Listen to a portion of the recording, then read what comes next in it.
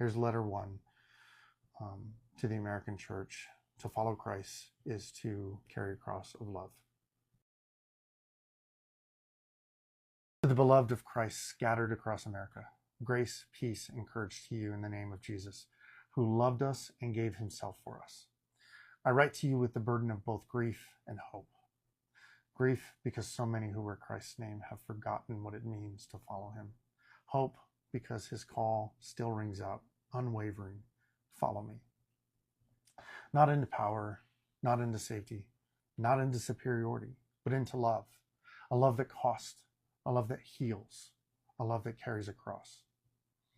Let us remember what Jesus asked of us. He did not say, take up your comfort. He did not say, defend your dominance. He did not say, prove your righteousness. He said, take up your cross. The cross was not a symbol of cultural relevance or religious pride. It was Rome's cruel tool of execution, repurposed by Christ as the ultimate sign of self-giving love. And he did not wield it against others. He carried it for others. To be Christian is not to wield the sword of judgment, but to bear the wounds of mercy.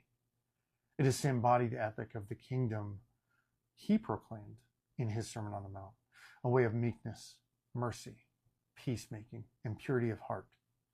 That sermon, not Caesar's sword or the Constitution's amendments, is our moral character.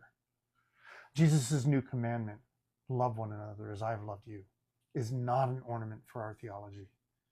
It is the cornerstone. This kind of love is not sentimental. It is sacrificial.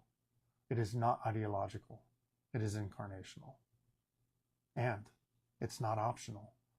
Christ followers, the time has come for us to examine our hearts and ask, have we traded the gospel of Jesus for a gospel of power? Have we made being right more important than being loving?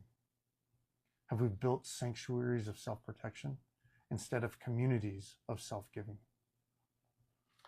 The cruciform life, the cross-shaped life, is the only one Jesus ever invited us into. It is the way of downward mobility, of humility and service, of justice that flows not from domination, but from compassion. It looks like washing feet. It looks like forgiving enemies. It looks like feeding the hungry and protecting the vulnerable. If your faith costs you nothing, it may not be Christ you're following. This is not a call to guilt, but to grace. You are loved deeply, relentlessly.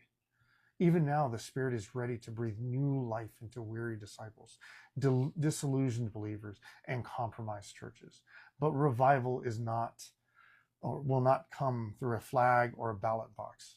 It will come when we return, not to empire, but to Christ. Beloved, the world will not know us by our influence, but by our love. That is the mark of discipleship. That is the witness the world longs to see. So, take up your cross, but not in bitterness, in joy, not in defeat of your neighbor, but in service to them. Not to prove a point, but to love without condition. For that is the way of Jesus. Grace and peace to you from the crucified and risen one. In the fellowship of Christ's love, Bruce.